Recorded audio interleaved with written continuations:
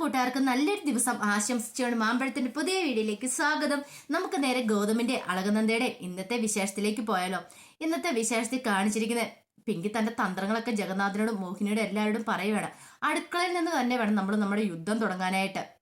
അപ്പം ഇതെല്ലാം കേട്ട് കഴിഞ്ഞപ്പോഴത്തേനും ജഗന്നാഥൻ ചോദിച്ചു, അതൊക്കെ വല്ലതും നടക്കുന്ന കാര്യമാണോ? ഈ ഇവിടുത്തെ വീട് രണ്ടായി വെട്ടിമുറിക്കാന്ന് പറഞ്ഞിട്ടുണ്ടെങ്കിൽ അടുക്കള ഭാഗം വെക്കുകയെന്ന് പറഞ്ഞാൽ നടക്കുന്ന കാര്യമാണെന്ന് ചോദിക്കണം. ഇത് കേട്ടപ്പോൾ ജഗന്നാഥനോട് പറഞ്ഞു, അതെ, നമ്മളൊരു യുദ്ധത്തിൽ ഇറങ്ങി പുറപ്പെട്ടിട്ടുണ്ടെങ്കിൽ പട വെട്ടി നിർത്തിയല്ലേ പറ്റുള്ളൂ എന്ന് പറയാണ്. എല്ലാം കേട്ട് കഴിഞ്ഞപ്പോൾ എല്ലാവർക്കും കാര്യങ്ങളൊക്കെ ബോധ്യപ്പെട്ടു. പിന്നീട് കാണിക്കുന്ന നന്ദ ഗാഥയുടെ മുറിയിലേക്ക് ചെല്ലുമ്പോൾ ഗാഥ ഭയങ്കര സന്തോഷത്തിലായിരുന്നു. ഗാഥ തനിക്ക് കിട്ടിയ സമ്മാനമൊക്കെ നോക്കി സന്തോഷിച്ചിരിക്കുമായിരുന്നു. ലക്ഷ്മി അമ്മയും മഹേശ്വരും അച്ഛനും കൂടെ കൊണ്ടേ കൊടുത്ത കമ്മല് അത് കണ്ടിട്ടും ഗാഥയ്ക്ക് മതിയാവുന്നില്ല. അങ്ങനെ സൗന്ദര്യം ആസ്വദിച്ചുകൊണ്ടിരിക്കുന്ന സമയത്ത് നന്ദ എന്നിട്ട് ചോദിച്ചു, ഓഹോ, അപ്പൊ ഇതിനായിട്ട് എടുത്തു വെക്കാറായില്ലേ എന്ന് ചോദിക്കുകയാണ്. അല്ല നന്ദേച്ചി, ഞാൻ മനസ്സിലായി, എനിക്ക് മനസ്സിലായി, ആ മനസ്സിന്റെ സന്തോഷം എനിക്ക് മനസ്സിലായെന്ന് പറയാണ്. ആ സമയത്ത് ഒരു പേനയും കൂടെ ഗാഥയുടെ കയ്യിൽ ഇരിപ്പുണ്ടായിരുന്നു. അല്ല, ഈ പേനയോ? ഇതിന് അച്ഛനെ +2 എല്ലാ വിഷയത്തിനും A+ കിട്ടിക്കഴിഞ്ഞപ്പോൾ അച്ഛൻ എനിക്ക് സമ്മാനം തന്നെന്ന് പറയാണ്. ആഹാ, കൊള്ളാലോ എന്നും പറഞ്ഞിട്ട് നന്ദ ആ പേന വാങ്ങിയിട്ട് തിരിച്ചു മറിച്ചൊക്കെ നോക്കുന്നുണ്ട്. അല്ല, ഇത് മാത്രമല്ല, എനിക്ക് വലിയൊരു ആഗ്രഹം ഉണ്ടായിരുന്നു പറയാണ്. എന്റെ ആഗ്രഹം ഞാൻ അച്ഛനോട് പറയുകയും ചെയ്താ, പക്ഷെ എനിക്ക് ആ ആഗ്രഹം സാധിച്ചു തന്നെ എന്റെ നന്ദേച്ചിയാന്ന് പറയണം. ആഗ്രഹമോ? അതെന്താ ആഗ്രഹമായിരുന്നു? അതെ, +2 ഫുൾ വിഷയത്തിന് A+ വാങ്ങിക്കഴിഞ്ഞപ്പം ഞാൻ അച്ഛനോട് ഒരു കാര്യം മാത്രം ആവശ്യപ്പെട്ടിട്ടുണ്ടായിരുന്നുള്ളൂ. എനിക്ക് എന്ത് വേണമെന്ന് ചോദിച്ചപ്പോൾ എൻ്റെ ഏട്ടനെ എനിക്ക് അകലെ നിന്നെങ്കിലും എനിക്കൊന്ന് കാണണം, അത് മാത്രമാണ് എൻ്റെ ഏറ്റവും വലിയ ആഗ്രഹം. പക്ഷെ അച്ഛനൊന്നും ആഗ്രഹം സാധിച്ചു തന്നില്ല, അതെന്റെ നന്ദേച്ചിയാണ് സാധിച്ചതെന്ന് പറയണേ. ഇത് കേട്ട് കഴിഞ്ഞപ്പോൾ നന്ദ പറയും, ഓഹോ, അതാണോ? ഇപ്പൊ ആഗ്രഹം സാധിച്ചില്ലേ? ഇത് കേട്ട് കഴിഞ്ഞപ്പം ഗാഥ പറഞ്ഞു, ശരിയാണ്, ആഗ്രഹം സാധിച്ചു.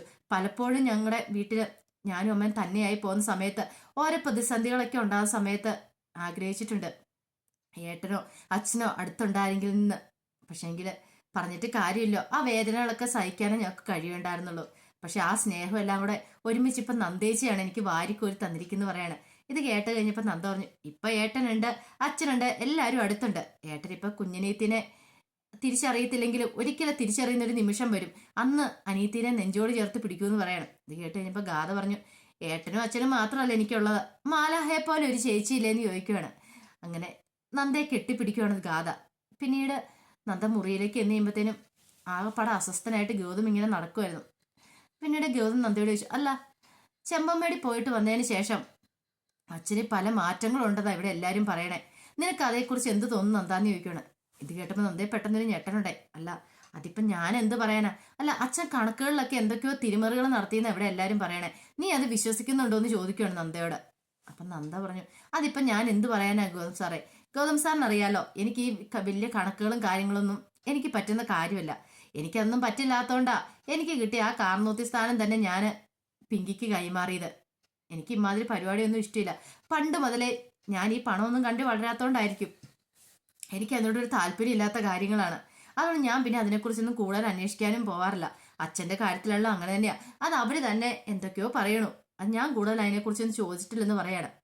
ഇത്രയും പറഞ്ഞ് നന്ദ അങ്ങോട്ട് ഒഴിഞ്ഞു മാറാൻ തുടങ്ങിയപ്പോഴത്തേനും പെട്ടെന്ന് ഗോതം ചോദിച്ചു, അല്ല നന്ദ, ഈ ഗാഥ ഇങ്ങോട്ട് വന്നതിന് വല്ല ഷോർട്ട് കട്ട് വഴികളും ഉണ്ടോ എന്ന് ചോദിക്കുകയാണ്.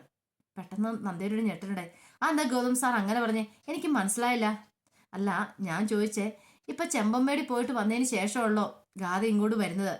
ഗാഥ ആദ്യം വരുന്നു, പിന്നീട് ഇപ്പൊ ഒരു പുതിയ കഥ വരുന്നു, രാജേന്ദ്രന്റെ മോളാണ്, അച്ഛന്റെ ജീവൻ രക്ഷിച്ച ആളുടെ മോളൊക്കെയാന്ന്. പക്ഷെ ഇതിനകത്ത് എന്തോ എനിക്കൊരു സംശയം തോന്നുന്നു പറയാണ്. അല്ല, നന്ദ ഇനിയിപ്പോ എന്തെങ്കിലും കാര്യം അവളെ കുറിച്ച് കൂടുതൽ അറിഞ്ഞിട്ടാണോ അവളെ ഇങ്ങോട്ട് കൂട്ടിക്കൊണ്ട് വന്നതെന്ന് ചോദിക്കുകയാണ്. ഇത് കേട്ട് കഴിയുമ്പോൾ നന്ദ പറഞ്ഞു, എനിക്ക് ഗൗതം സാർ എന്താ ഉദ്ദേശിച്ചതെന്ന് മനസ്സിലാകുന്നില്ല. അല്ല, ഗാഥയുടെ പിന്നില് വേറെന്തെങ്കിലും കഥയുണ്ടോ? ഈ ഇന്ത്യപരമായിട്ട് അവൾക്ക് എന്തെങ്കിലും കണക്ഷൻ ഉണ്ടോ? അതാണ് എനിക്ക് അറിയേണ്ടത്. അതിനെക്കുറിച്ച് എന്തെങ്കിലും അറിഞ്ഞിട്ടാണോ നന്ദിനി അവളെ ഇങ്ങോട്ട് കൂട്ടിക്കൊണ്ട് വന്നേ? അതാ എനിക്ക് അറിയേണ്ടതെന്ന് പറയണം. വ്യക്തമായിട്ടാ നന്ദിയോട് ഈ കാര്യങ്ങളൊക്കെ ചോദിക്കുന്ന ഗൗതം. ഇത് കേട്ടപ്പം ഗാഥ, എന്ത് കാര്യം? അവിടെ വെച്ച് അപ്രതീക്ഷിതമായിട്ടാണ് ഞാൻ ഗാഥേനെ ആദ്യമായിട്ട് കാണുന്നത്, അതും ആ ബാലാജിയുമായിട്ടുള്ള പ്രശ്നങ്ങൾ ഉണ്ടാകുന്ന സമയത്ത്. പക്ഷെ അന്ന് എനിക്ക് ഗാഥ ആരാന്ന് അറിയില്ലായിരുന്നു. അപ്പോഴത്തെ ഒരു സിറ്റുവേഷനിൽ അങ്ങനെയൊക്കെ സംഭവിച്ചാൽ ഗാഥേനെ ഇങ്ങോട്ട് കൂട്ടിക്കൊണ്ട് വന്നു. പിന്നീട് ഞാൻ ഈ കഥകളൊക്കെ അറിയുന്നേ, അല്ലാതെ അതിനപ്പുറത്തേക്ക് എനിക്കൊന്നും അറിയില്ല എന്ന് പറയാണ്. അത് കേട്ട് കഴിഞ്ഞപ്പോൾ ഗൗതം പറഞ്ഞു, എനിക്കതും കൂടെ വിശ്വസിക്കാൻ പറ്റുന്നില്ല, എൻ്റെ മനസ്സിൽ എന്തൊക്കെയോ ചില സംശയങ്ങളുണ്ടെന്ന് പറയാണ്. ഇത് കേട്ട് കഴിഞ്ഞപ്പോഴത്തേനും നന്ദയുടെ ഒരു ഞെട്ടലാണ്. എൻ്റെ ഭഗവാനെ, എങ്ങാനും ഗൗതം സാർ അന്വേഷിച്ച് കണ്ടുപിടിക്കോ? പെട്ടെന്ന് നന്ദ പറഞ്ഞു, അതെ, എനിക്ക് നല്ല ഉറക്കം വരുന്നുണ്ട്, ഞാനൊന്ന് ഉറങ്ങട്ടെ എന്ന് പറഞ്ഞിട്ട് അങ്ങോട്ട് കിടക്കുവാണ്. പക്ഷെ ഗൗതമിന് ഉറങ്ങാൻ പറ്റിയിട്ടുണ്ടായിരുന്നില്ല. പിന്നീട് കാണിക്കുന്നത് പിറ്റേ ദിവസം രാവിലെ പവിത്ര ഇങ്ങനെ ഫോണിലൊക്കെ വിളിക്കൊണ്ടിരിക്കുന്ന സമയത്താണ് മിഥുൻ വരുന്നത്. അപ്പം മിഥുനെ കണ്ടു കഴിഞ്ഞപ്പോഴത്തേനും ആ മിഥുനോ എന്താന്ന് ചോദിക്കണം. അതേ ഗാഥയുടെ കുറെ ടെസ്റ്റുകളും കാര്യങ്ങളൊക്കെയാ ഇത് ഗാഥയുടെ അമ്മ തന്നിട്ടാ കൊടുക്കാൻ വന്നാന്ന് പറയണേ. ഈ സമയത്ത് ഗാഥേനും കൂട്ടിക്കൊണ്ട് നന്ദ അങ്ങോട്ട് വരുന്നേ. ആഹാ മിഥുനാണ് ഇതെന്താന്ന് ചോദിക്കണം. അത് ഗാഥയുടെ അമ്മ തന്നു വിട്ടാന്ന് പറയണേ. ഗാഥ പെട്ടെന്ന് ചോദിച്ചു അമ്മയ്ക്ക് സുഖമാണെന്ന് ചോദിക്കണം. ഇത് കേട്ടപ്പോ തന്നെ മിഥുൻ ചോദിച്ചു അല്ല അമ്മ ഫോൺ വിളിക്കാറില്ലേ? ഫോൺ വിളിക്കാറുണ്ട്, അല്ല ഞാൻ ചോദിച്ചെന്നുള്ളെന്ന് പറയാണ്. അല്ലെ ഇവിടുത്തെ കാര്യങ്ങളൊക്കെ എന്തായെന്ന് ചോദിക്കുകയാണ്. പെട്ടെന്ന് പവിത്ര നിൽക്കുന്നതുകൊണ്ട് നന്ദ പറഞ്ഞു ബാ നോക്ക് അങ്ങോട്ട് മാറി എന്ന് സംസാരിക്കാന്ന് പറയാണ്. അങ്ങനെ അവര് മൂന്നുപേരും മാറി എന്നും കൂടി സംസാരിക്കുകയാണ്. ഈ സമയം തന്നെ പവിത്ര പോയി പിങ്കിനെ കൂട്ടിക്കൊണ്ട് വന്നു. പിങ്കിയോട് തെങ്ങ് നോക്കിയേ അവര് മൂന്നുപേരും മാറിപ്പോയി സംസാരിക്കുന്നുണ്ടോ എന്തോ കാര്യമായിട്ടുണ്ട്, പക്ഷെ കേൾക്കാൻ പറ്റുന്നില്ല എന്താന്ന്. പിങ്കി പറഞ്ഞു സംസാരിക്കട്ടെ അവര്. അല്ല ആ മിഥുനും ഒപ്പം കൂടിയിട്ടുണ്ടല്ലോ, ഈ മിഥുന് എന്താ ഇവിടെ കാര്യം? മിഥുന് മിക്കവാറും എന്തേലും പ്ലാനുകളുമായിട്ട് വന്നതായിരിക്കും. നിൽക്കട്ടെ, മിഥുൻ ഇടയ്ക്കിടയ്ക്ക് ഇങ്ങനെ വന്നു പോകുന്ന നമുക്കൊരു ഉപകാരമാണ്. അവനെ കൊണ്ട് പല ഗുണങ്ങളും നമ്മൾ കൊണ്ടാകാൻ പോകുന്നുണ്ടെന്ന് പിങ്കി പവിത്രയോട് പറയാ. പക്ഷെ പവിത്രയ്ക്ക് എന്താണെന്നും മനസ്സിലായ പോലും ഇല്ല. പിങ്കിയുടെ പ്ലാൻ എന്താണെന്നും മനസ്സിലായില്ല. പിന്നീട് അവിടെ നടന്ന കാര്യങ്ങളൊക്കെ മിഥുനോട് നന്ദ പറയായിരുന്നു. ഇവിടെ നിന്ന് ഗാഥനെ ഇറക്കി വിടാൻ ശ്രമിച്ചതും അതിനു വേണ്ടിയിട്ട് മോഹിനി കാണിച്ച ക്രൂരതകളും അതിനുശേഷം ഇവർ വലിയൊരു നാടകം കളിച്ചൊക്കെ ഇതെല്ലാം കേട്ട് കഴിഞ്ഞപ്പം മിഥുൻ പറഞ്ഞു അവസാനം ഇത് പ്രശ്നമാവോ? എങ്ങാനും ഗൗതം സാർ അറിഞ്ഞിട്ടുണ്ടെങ്കിൽ നന്ദ പറഞ്ഞു അതാ ഒരു പേടിയുള്ളൂ, പക്ഷെ അത് അറിയാതെ ഞങ്ങൾ എങ്ങനെയും നോക്കും, ഇല്ലെങ്കിൽ പിന്നെ ഗാഥയ്ക്ക് ഇവിടെ നിൽക്കാൻ പറ്റില്ലോ എന്ന് പറയാണ്. പിന്നീട് ഗാഥയും മിഥുനോട് കണ്ണി നോക്കുന്നുണ്ട്. ആ നോട്ടം കണ്ടു കഴിഞ്ഞപ്പോൾ തന്നെ നന്ദ കൊള്ളാം, ചെമ്പമ്മയുടെ ഇറങ്ങി ഇങ്ങോട്ട് പുസ്തകമായിട്ട് വെറുതെ വന്നൊന്നുമല്ല, വേറെ ചില ഉദ്ദേശങ്ങൾ കൂടെ കൊണ്ടാ മിഥുൻ ഇങ്ങോട്ട് വന്നതല്ലേന്ന് ചോദിക്കണം. എന്തുദ്ദേശം എന്താ?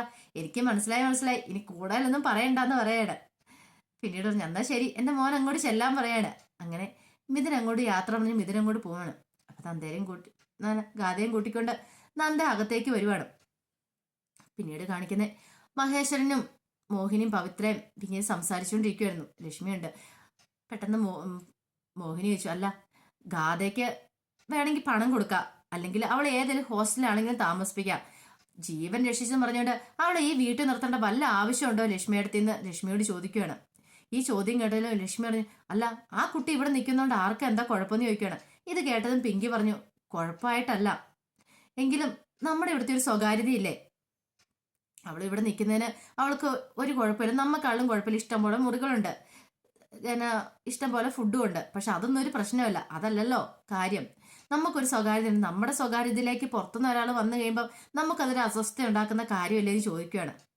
ഇത് കേട്ട് കഴിഞ്ഞപ്പോഴത്തേനും മഹേശ്വരൻ പറഞ്ഞു നിങ്ങൾ എന്തൊക്കെയാ പിങ്കി കരുതിയിരിക്കുന്നത്? ആ കുട്ടി അതിവിടെ ആരുടെ കാര്യത്തിൽ ഒരു കാര്യത്തിന് ഇടപെടാൻ വരുന്നില്ലോ, അത് അതിന്റെ സ്വന്തം കാര്യം നോക്കിയല്ലേ ഇവിടെ നിൽക്കണേന്ന് ചോദിക്കുകയാണ്.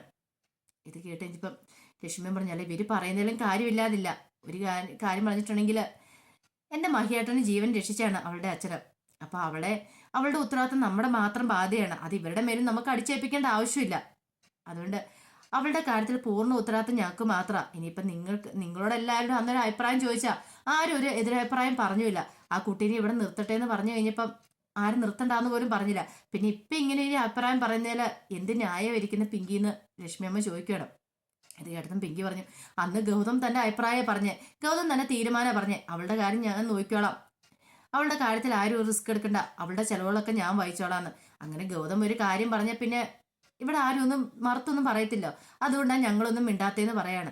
എല്ലാം കേട്ട് കഴിഞ്ഞപ്പോൾ തന്നെ മഹേശ്വരൻ പറഞ്ഞു അതെ ഒരു കാര്യം ഞാൻ പറയാം, ഇപ്പൊ എന്റെ ജീവൻ രക്ഷിച്ച അവളുടെ അച്ഛന്, അപ്പൊ അവളോടുള്ള ബാധ്യത എനിക്കാണ്. ഈ സ്ഥാനത്ത് എന്റെ സ്ഥാനത്ത് ഒരു പക്ഷെങ്കില് ജഗന്നാഥൻ ഇങ്ങനെ ഒരു അവസ്ഥയുണ്ടെങ്കിൽ മോഹിനി എന്ത് ചെയ്യുമായിരുന്നു ചോദിക്കുകയാണ്. മോഹിന്റെ ഉത്തരം മുട്ടിപ്പോയി, വായിക്കാതെ ആ കൊണ്ടുവന്ന് പോലും മിണ്ടാൻ പറ്റില്ല, മോഹിനി ഒന്നും മിണ്ടാതിരിക്കുകയാണ്. ഈ സമയം പിങ്കി പറഞ്ഞു ഇവിടെ വല്യമ്മ ഉണ്ടായിരുന്നെങ്കിൽ ഇങ്ങനെയൊന്നും സംഭവിക്കില്ലായിരുന്നു പറയാം. ഇത് കേട്ട് കഴിഞ്ഞപ്പോൾ തന്നെ മഹേശ്വരൻ പറഞ്ഞു ശരിയാണ്, ഏട്ടത്തി ഉണ്ടായിരുന്നെങ്കിൽ അവൾക്ക് മിക്കവാറും ഇന്ത്യവരത്തിലെ പകുതി സ്വത്തുക്കൾ അങ്ങോട്ട് എഴുതി കൊടുത്താനെന്ന് പറയാണ്. കാരണം എന്റെ ജീവൻ രക്ഷിച്ച ഏട്ടത്തിക്ക് വലിയ കാര്യമായിരിക്കും, നിങ്ങളെ സംബന്ധിച്ചിടത്തോളം നിങ്ങൾക്ക് അത് വലിയ കാര്യമൊന്നും ആയിരിക്കില്ല, പക്ഷെ ഏട്ടത്തിക്ക് അങ്ങനെയല്ല, ഏട്ടത്തിക്ക് അത്രമാത്രം സ്നേഹവും കരുതലും ഉണ്ട്, അതിപ്പോ ഈ കുടുംബത്തിലെ ആളുടെ കാര്യത്തിലാണെങ്കിലും ഏട്ടത്തി ഇങ്ങനെ ഒരു തീരുമാനം എടുക്കോളെന്ന് പറയാണ്. ഇങ്ങനെ സംസാരിച്ചുകൊണ്ടിരിക്കുന്ന സമയത്ത് ലക്ഷ്മി പറഞ്ഞു ശരിയല്ലേ പറഞ്ഞത്, മഹിയേട്ടൻ പറഞ്ഞ കാര്യങ്ങൾ ശരിയല്ലേ, നിങ്ങൾക്കൊക്കെ അതെന്താ പിങ്കി മനസ്സിലാകാത്തെ? ആ പാവ ഒരു കൊച്ച് അത് ഇവിടെ ഒരു നേരം അന്തി ഉറങ്ങിയെന്ന് ഓർത്തോണ്ടോ അല്ലെങ്കിൽ ഇവിടുന്ന് ഒരു നേരത്തെ ഫുഡ് കഴിച്ചെന്ന് ഓർത്തോ ഇവിടെ ഒന്നും പ്രത്യേകിച്ച് സംഭവിക്കാനൊന്നും പോകുന്നില്ല, ഒരു ജീവൻ രക്ഷിച്ച അല്ലെ അവളുടെ അച്ഛന്. അപ്പൊ അത്രയെങ്കിലും നന്മ അവളോട് നമ്മൾ ചെയ്യണ്ടേന്ന് ചോദിക്കുകയാണ്. ഇങ്ങനെ സംസാരിച്ചുകൊണ്ടിരിക്കുന്ന സമയത്താണ് നന്ദയും ഗാഥയും കൂടെ എങ്ങോട്ട് വരുന്നത്. അപ്പം ലക്ഷ്മി വെച്ച് നിങ്ങൾ എങ്ങോട്ട് പോവാ? അതെ, ഞങ്ങൾ ക്ഷേത്രത്തിൽ വരെ പോവാന്ന് പറയണം. ഗാഥയ്ക്ക് എന്തൊക്കെയോ വഴിപാടുകളൊക്കെ നടത്താനുണ്ടെന്ന് പറയണം. ഇത് കേട്ട പെട്ടെന്ന് ലക്ഷ്മി ആ ചെല്ലിയല്ല, ഇത്രയും വലിയ വീട്ടിലേക്ക് വന്ന് കയറാൻ പറ്റിയതല്ലേ, അതിന്റെ ഉപകാരസ്മരണ പോയി കാണിക്കണ്ടേ, വഴിപാട് മാത്രം ആക്കണ്ട, ചെയ്യാൻ പറ്റുന്നല്ലോ അങ്ങ് ചെയ്തോളാൻ പറയാണ്. ഗാഥയുടെ മുഖം വല്ലാതെ ഒരവസ്ഥയിലായിപ്പോയി. ഇത് കേട്ട് കഴിഞ്ഞപ്പോഴത്തേനും മഹേശ്വരൻ പറഞ്ഞു, മോഹിനി നിനക്ക് ഇത്ര ആയിട്ടും നിന്റെ മനസ്സിനൊരു ഇതില്ലേ? കാരണം ഇത്രയും ക്രൂരത കാണിച്ചത് പോരെ ആ കൊച്ചിനോട്, നീ എന്തൊക്കെ ക്രൂരത കാണിച്ചു, വീണ്ടും അതിന്റെ മനസ്സിങ്ങനെ കുത്തി നോവിക്കണോ എന്ന് പറഞ്ഞ് ദേഷ്യപ്പെട്ട് മഹേശ്വരൻ അങ്ങോട്ട് എഴുന്നേറ്റ് പോവാണ്. ഇത് കണ്ടതും പിങ്കിയും മോഹിനിയും പരസ്പരം നോക്കണം. മഹേശൻ ഇത്ര ദേഷ്യം കാണിച്ചതിന്റെ കാര്യം എന്തെന്ന് അവർക്ക് രണ്ടുപേർക്കും മനസ്സിലായില്ല. എന്തോ ഇതിനകത്തൊരു കാര്യം ഉണ്ടെന്ന് പിങ്കിക്ക് മനസ്സിലായി.